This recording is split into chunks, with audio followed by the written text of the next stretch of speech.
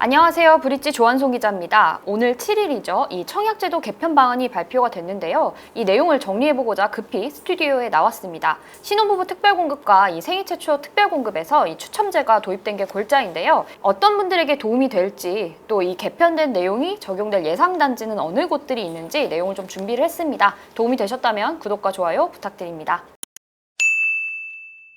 네, 먼저 적용 시점이 궁금하실 텐데요. 오는 11월 이후부터 입주자 모집 공고가 나는 단지부터 적용이 됩니다. 적용 대상 주택은 민영주택입니다. 이 국민주택은 적용되지 않는다는 점 말씀을 드립니다. 어떤 분들에게 좀 도움이 될까요? 이 신혼부부 특별공급과 생애 최초 특별공급이 개편되는 건데요. 혼인하지 않은 1인 가구와 신혼부부 중에서도 기존의 소득 기준 160% 이하를 충족하지 못했던 분들이나 이 자녀가 없는 신혼부부들에게 기회가 됩니다. 먼저 바뀐 신혼부부 특공 제도를 설명을 해드릴 텐데요. 이거는 민영 기준이라는 점 확인해 주시면 좋을 것 같고요. 기존의 이 신혼부부 특별공급은 이 입주자 모집 공고일 기준으로 혼인 기간이 7년 이내인 분들이 지원을 할 수가 있었습니다. 대상 자격 요건으로 이 무주택 세대 구성원을 충족을 해야 되고 또 소득 기준을 충족을 하셔야 했는데요. 신혼특공은 이 소득 우선 요건이 있어서 이 소득 기준을 중심으로 우선 공급과 일반 공급이 나뉘었습니다. 기준 소득이죠. 외벌이 기준으로 100%, 맞벌이 기준으로 120% 이하인 분들에게 신혼부부 특별공급 전체 배정 물량의 70%를 우선 공급했고요.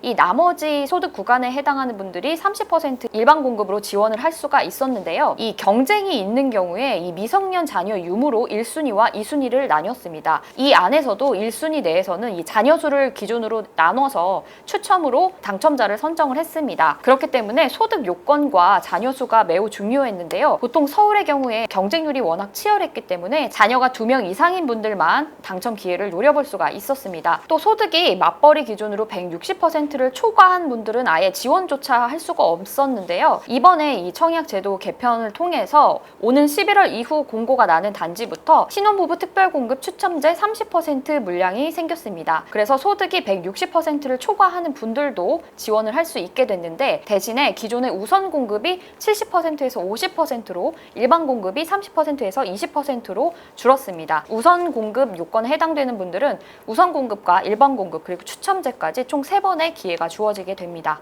네, 그 다음으로 생애 최초 특별공급을 좀 소개해 드릴 건데요. 생애 최초 특별공급은 말 그대로 생애 최초로 주택을 구입하는 분들이 지원을 할 수가 있었습니다. 가족 세대 구성원 모두가 주택을 소유한 사실이 없는 경우에만 지원을 할 수가 있었는데요.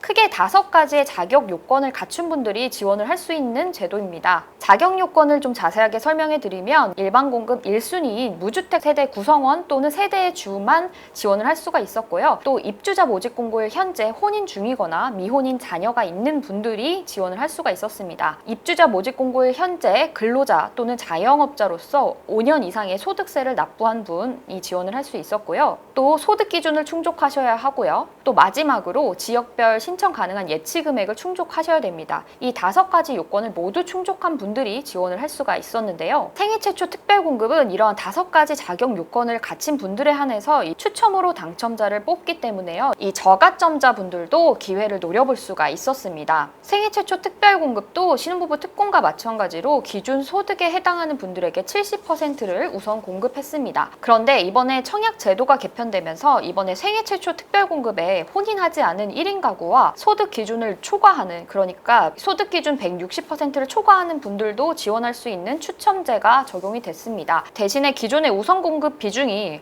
70%에서 50%로 줄고 일반 공급의 비중이 50%에서 20%로 줄었는데요. 기존 우선 공급에 해당하는 분들은 마찬가지로 총 3번의 기회가 주어집니다. 다만 1인 가구는 지원을 해볼 수가 있지만 이 전용 면적 60제곱미터 이하의 면적만 지원할 수 있게 제한을 뒀습니다. 그래서 특이사항을 조금 정리를 해봤는데요. 기존의 분양이 일반 공급하고 특별 공급이 나뉘잖아요. 근데 기존의 이 일반 공급 비중은 그대로 유지하기로 했습니다. 그러니까 기존의 4050 무주택자 분들의 청약 기회는 그대로 유지되는 셈입니다. 앞서 말씀드렸지만 국민주택은 적용이 제외됩니다. 그러니까 LH나 SH 등 이 공사에서 분양하는 주택은 적용하지 않습니다. 그리고 특징이 이 소득 요건을 제한을 두지 않기로 했는데요. 그러니까 신혼부부 특별공급과 생애 최초 특별공급에서 이 월평균 소득의 160%를 초과하는 분들도 추첨제를 지원해 볼 수 있게 됐는데요. 대신 이분들에게는 자산 기준이 추가가 됐습니다. 원래 민영주택에서 이 신혼부부 특공과 생애 최초 특공은 소득 요건 요건만 있고 자산 요건은 없었는데요. 새롭게 자산 요건이 추가가 된 셈입니다. 그 기준이 부동산 가액을 기준으로 총 3억 3천만 원 이하여야 하는데요. 기존에 주택수에 포함되지 않기 때문에 이 청약 기회를 노리고 오피스텔을 매입한 분들도 있었는데, 이 경우 이 오피스텔의 가격이 자산 요건에 충족이 될 것 같거든요. 이 부분을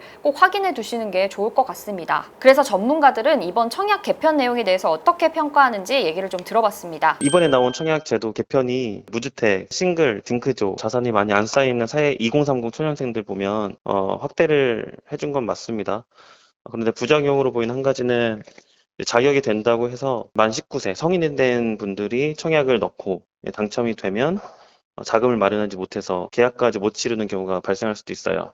그래서 그 부분은 좀 조심하셔야 될 것 같고요. 신혼부부라고 하면 둘 중 하나 고민을 하실 텐데, 여기서 요지는 1인 가족 또는 미혼이신 분들이 생초에 확실하게 더 몰릴 거기 때문에 둘 다 조건이 된다고 하면 당연히 그 청약자 자체가 작은 신혼부부 특별공급을 선택하시는 게 더 유리해 보입니다. 신특의 경쟁률 같은 경우는 지금보다는 조금 더 높아질 것 같아요. 왜냐하면 이제 무자녀면 아예 생초로 가는 사람들이 많았는데, 이제 무자녀에도 30%의 추첨제를 부여하기 때문에 다시 돌아오는 수요 조금 더 부풀려질 것 같고, 더 문제는 생초입니다. 생애 최초는 지금 혼인 중이거나 자녀가 있는 분에 한했다가 갑자기 이제 미혼, 싱글까지 다 포함시켰으니 지금 생각되는 바는 한 3배에서 5배 정도까지 청약자가 늘어날 것으로 보입니다. 어차피 2030, 특히 자녀가 없거나 아니면 1인 가족에 대한 청약 당첨 확대를 해주는 거라고 하면 이참에 무주택 기간 그리고 청약통장 가입 기간 더 늘려서 이들에 대한 청약 당첨 기회까지 더 늘리는 것이 좋다고 생각합니다. 다음으로 오는 11월 이후에 분양될 가능성이 높은 민영주택을 리스트를 좀 정리를 해봤는데요. 예정이기 때문에 변동될 수 있다는 점 설명을 드립니다.